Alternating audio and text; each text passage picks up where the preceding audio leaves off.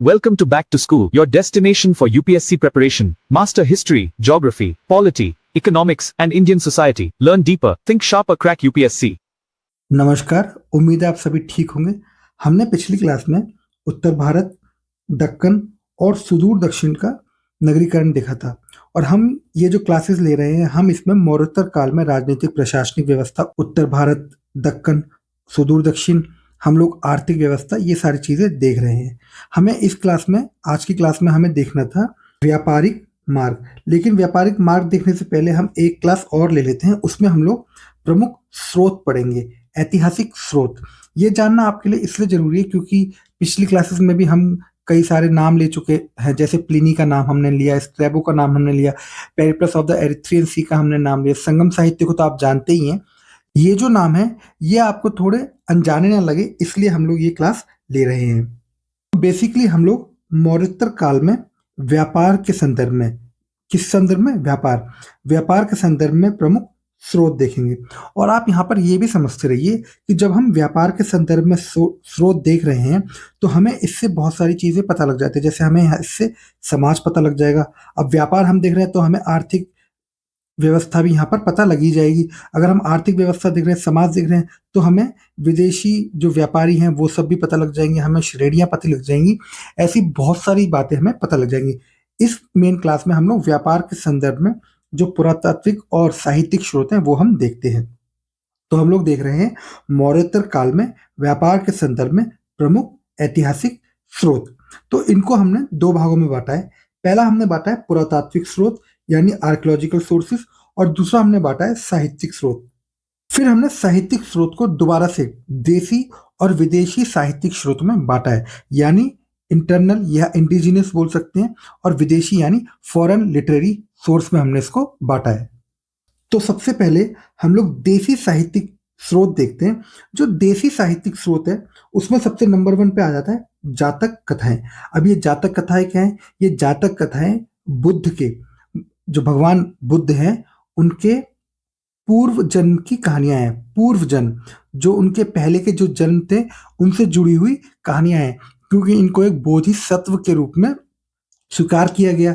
तो इसमें किस तरीके के हमें उल्लेख मिल जाते हैं। जातक कथाएं बहुत बड़े हैं, ये कई पुस्तकों में हैं। हमें इसमें उल्लेख मिल जाता है स्वर्ण द्वीप का। अब ये स्वर्ण द्वीप क्या है? ये हमें साउथ ईस्ट एशिया के रूप में हमें मिल जाता है। जावा, सुमात्रा, ये सारे जो क्षेत्र हैं ये हमें स्वर्ण द्वीप के रूप में मिल जाता है। और हमें ये भी पता लगता है कि स्वर्ण द्वीप से भारत का व्यापार होता था, और अरब जो है वो पहले भारत से व्यापार करते थे और फिर भारत में अपना सामान देते थे और फिर भारत से इस स्वर्ण द्वीप पर जाता था। उसके बाद हमें रतन द्वीप का नाम मिल जाता है। रतन द्वीप क्या है? ये हमें श्रीलंका के संदर्भ में रतन द्वीप हमें मिल जाता है।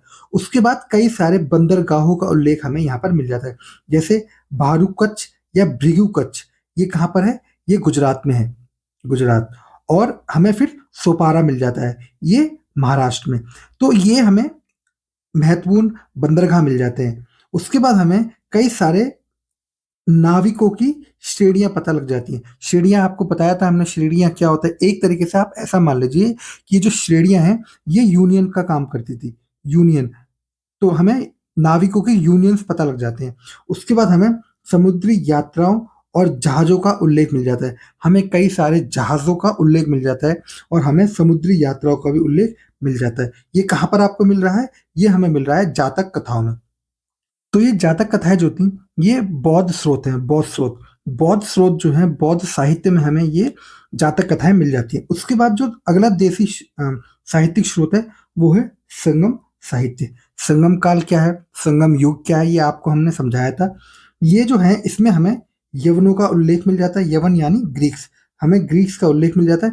और पहले ये जो शब्द है ये पहले ग्रीक्स के लिए यूज होता था, बाद में ये रोमन्स के लिए भी यूज होने लगा। तो हमें, और बाद में इसको रोमन्स की जगह विदेशी व्यक्तियों के लिए भी इसे यूज किया जाने लगा, विदेशी व्यक्तियों के लिए। तो जब भी आप कहीं पढ़ेंगे यवन, तो बाद के लिटरेरी सोर्सेज में अगर आप पढ़ेंगे, संगम साहित्यों के बाद के लिटरेरी सोर्सेज में अगर आप पढ़ेंगे, और संगम साहित्य में भी ये विदेशी के रूप में लिखा गया है। उसके बाद हमें पुहार और मदुरई जैसे बाजारों का उल्लेख मिल जाता है।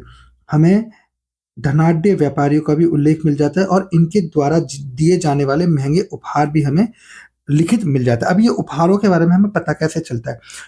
पता इससे चलता है कि ये जब कोई भी उपहार देते हैं, तो आज आप देखते होंगे जब कोई बड़ा भवन बनाता है, किसी मंदिर के लिए दान करता है, तो वो एक बाहर पट्टी लिखाई जाती है और उस पे दानकर्ता का नाम लिखाया जाता है कि इसके स्पॉन्सर ये हैं, दानकर्ता ये हैं। इसी तरीके से ये जो धनाढ्य व्यापारी होते थे, ये पट्टिकाएँ छपवाते थे, पट्टियाँ बनवाते थे पत्थरों पर और ताड़पत्रों पर, उस पे अपना नाम लिखवाते थे कि हमने इस जगह पर या इस व्यक्ति को या इस बाज़ार को इतना धन या इस श्रेणी को इतना धन हमने दिया है। तो देसी साहित्यिक स्रोत क्या है हमें मौर्योत्तर काल में व्यापार को जानने की? वो है जातक कथाएँ और संगम साहित्य।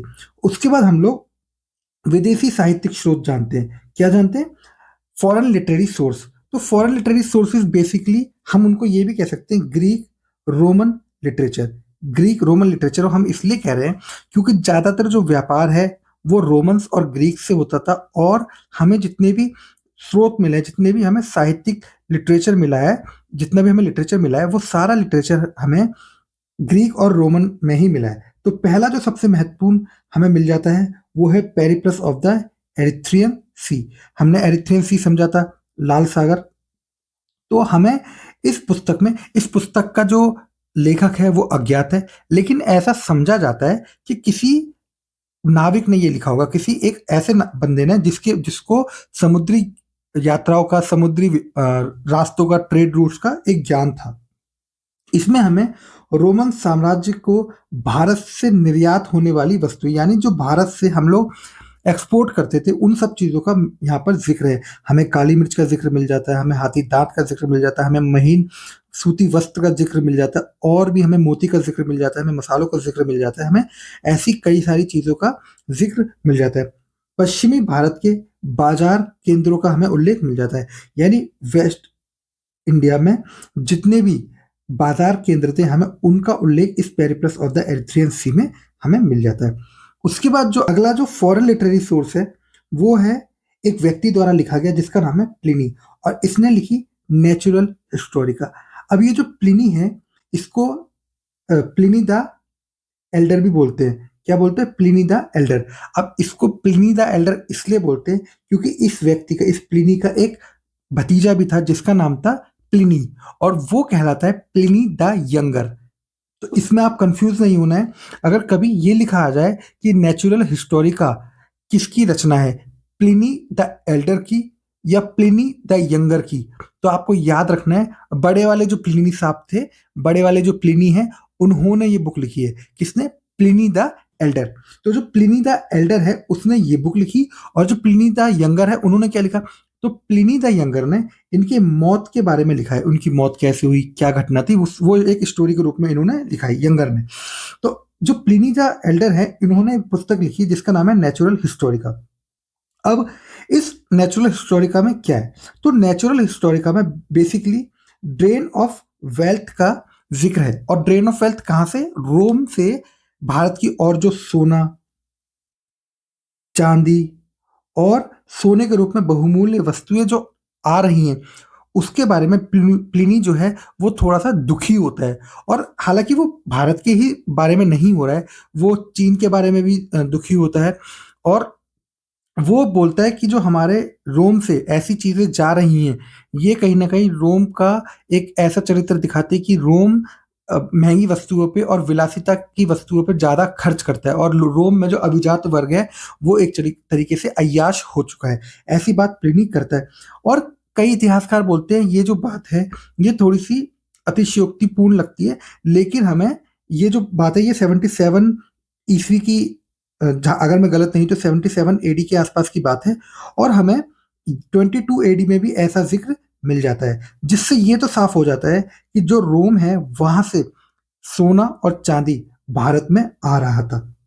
तो रोमन साम्राज्य से भारत की ओर होने वाले धन संपदा के लिए जो प्लिनी है वो रोता है, और वो एक तरीके से दुखी होता है, वो अपनी जनता को बताता है। और इसका एक पॉजिटिव इम्पैक्ट ये भी देखने को मिला कि रोम ने थोड़े समय बाद जो काली मिर्च भारत से वहां पर जाती थी उस पर बैन लगा दिया था। उसके बाद हमें अगला जो नाम हमें मिल जाता है वो हमें मिल जाता है स्ट्रैबो का। स्ट्रैबो। और जो इनकी पुस्तक है, इनकी जो रचना है वो है ज्योग्राफिका ज्योग्राफिका। और इसमें कई सारे हमें नावों का यानी जहाजों का हमें जिक्र मिल जाता है। एक व्यक्ति है और जिनका नाम है टॉलमी टॉलमी। और इनकी जो रचना है वो है जोग्राफिया जोग्राफिया। तो आप इसमें कंफ्यूज नहीं होना, जो स्ट्रैबो की रचना है वो है जोग्राफिका, और जो टॉलमी की रचना है वो है जोग्राफिया। तो अगर प्रश्न ये आ जाए, पीटी में प्रश्न आ जाए कि स्ट्रैबो की रचना कौन सी है, जोग्राफिका या फिर जियोग्राफिया, तो आपको दोनों में से कंफ्यूज नहीं होना, आपको जियोग्राफिका ये जोग्राफिका पे क्लिक करना है, टिक करना है। और अगर टॉलमी की आ जाती है, टॉलमी, तो आपको लिखना है जोग्राफिया। और इसमें क्या जिक्र मिल जाता है, हमें बहुत सारी नाव के जिक्र मिल जाता है। तो अब हम पुरातात्विक स्रोतों के बारे में जान लेते हैं। तो पुरातात्विक स्रोतों के रूप में हमें 2 से 3 जो स्रोत हैं वो मिलते हैं। पहला जो स्रोत है वो है तमिल ब्राह्मी लिपि। तो तमिल ब्राह्मी जो अभिलेख हमें मिलते हैं, तो तमिल क्या है, भाषा, यानी जो बोल रहे हैं वो है तमिल, और लिपि क्या है, प्रयोग हो रही है ब्राह्मी, तो इसको बोलते हैं तमिल ब्राह्मी इंस्क्रिप्शन। और हमें इसमें क्या मिलता है, तो सुदूर दक्षिण से मिलने वाले सबसे प्रारंभिक जो अभिलेख है वो हमें यही मिल जाते हैं। इसके बाद इन जो अभिलेख है, ये जो अभिलेख है, इन अभिलेखों में हमें व्यापारिक गतिविधियों के बारे में उल्लेख मिल जाता है, और कई सारे व्यापारियों के बारे में हमें उल्लेख मिल जाता है। अब ये इंस्क्रिप्शंस तो हमें भारत में मिले, लेकिन कई जगहों पे ये जो तमिल ब्राह्मी इंस्क्रिप्शंस है, ये हमें कुछ पोट्रीज पर, कुछ मृत भांडों पर भी खुदे हुए मिल जाते हैं, जिससे पता लगता है कि जो ये तमिल ब्राह्मी अभिलेख या फिर तमिल ब्राह्मी इंस्क्रिप्शंस लिखने वाले व्यक्ति थे, तमिल क्षेत्र के जो व्यापारी थे, ये इनका आना जाना लगा रहता था, लेकिन कितना ये नहीं पता चलता। लेकिन अभी 2026 में वैली ऑफ द किंग्स में हमें तमिल ब्राह्मी इंस्क्रिप्शंस मिले हैं, लगभग 30 के लगभग हमें इंस्क्रिप्शंस मिले हैं। और ये इसमें से काफी सारे तमिल ब्राह्मी में, कुछ संस्कृत में भी हैं, लेकिन तमिल तमिल ब्राह्मी में। और ये ऐसा लगता है कि किसी व्यक्ति ने, किसी तमिल क्षेत्र के किसी व्यक्ति ने ये लिखा है, उसने अपनी छाप छोड़ी है कि मैं इस क्षेत्र में आया। इससे ये भी पता चल जाता है कि जो तमिल क्षेत्र के जो व्यापारी थे वो केवल बंदरगाहों तक सीमित नहीं थे, इजिप्ट के या रोम के, वो शहरों के भीतर भी जाते थे। इसके बारे में हमने एक वीडियो बनाई है, वो आप अलग से देख सकते हैं। अगला जो पुरातात्विक स्रोत है वो है रोम के मृदभान, यानी रोमन्स पोट्री। अब रोमन जो पोट्री है वो एम्फोरा बहुत महत्वपूर्ण है। एम्फोरा एक इस तरीके से एक सुराही जैसा होता था, और ये एक बहुत बड़ा सा बर्तन होता था सुराही जैसा, और इसमें शराब और वाइन आती थी। और क्योंकि भारत से काली मिर्च, मसाले और सूती वस्त्र, इस तरीके की चीज़ें हम लोग वहाँ भेजते थे, रोम भेजते थे, उसके बदले में ये जो पोट्रीज है, ये सब चीज़ें यहाँ पर आती थी। और हमें अरिकमेडु, कांची, उरेयूर, इन सब जगहों से हमें ये जो जार है, ये जार है बेसिकली बड़े किस्म का जार, हमें ये यहाँ पर पता चल जाता है। अगला जो है उसको बोलते हैं एरेंटाइन मृदभान। अब ये एरेंटाइन मृदभान जो है ना, ये हिस्ट्री राइटिंग में पहले रोमन जो पोट्रीज होती है उनको कहा जाता था। ये रेड ग्लेज्ड पोट्रीज होती थी, और अब इनको टेरा सिगिलाटा के नाम से जाना जाता है। तो अगर ये आ जाए पुस्तक में कि रोमन मृदभांड को क्या कहा जाता है, तो आपको करना है टेरा सिगिलाटा। और अगर प्रश्न आ जाए रोमन मृदभांडों को इतिहास लेखन में पहले क्या कहा जाता था, तो आपको करना है एरेंटाइन मृदभांड। और अगर पूछ ले कि एम्फोरा क्या है, तो आपको बताना है रोमन पोट्री। ये हमने देख लिए पुरातात्विक स्रोत और साहित्यिक स्रोत। संदर्भ क्या है, मौर्योत्तर काल के व्यापार। तो मौर्योत्तर काल के व्यापार के लिए हमने, अब हमारे पास पुरातात्विक स्रोतों के बारे में भी जानकारी है, साहित्यिक स्रोत जिसमें देसी और विदेशी। देसी में आएंगी जातक कथाएं और संगम साहित्य, और विदेशी में Erythraean, Periplus of the Erythraean Sea, उसके बाद प्लिनी, उसके बाद स्ट्रैबो, हमें ऐसे जो पुस्तकें हैं वो मिल जाती है। उसके बाद हमें उसके बाद हमें पुरातात्विक स्रोतों में क्या मिल जाता है, हमें एम्फोरा मिल जाता है, और हमें रोमन मृदभांड मिल जाते हैं, हमें तमिल ब्राह्मी इंस्क्रिप्शंस मिल जाते हैं। तो उम्मीद है आपको ये समझ आ गया होगा कि हमारे पास स्रोत क्या मौजूद है। जो रोमन व्यापार जो होता था हमारा, उसके लिए हमारे पास स्रोत क्या मौजूद है, ये क्लास उसके लिए दी। अगली क्लास में हम महत्वपूर्ण व्यापारिक मार्गों के बारे में पढ़ेंगे। आज के लिए इतना ही। Thank you so much.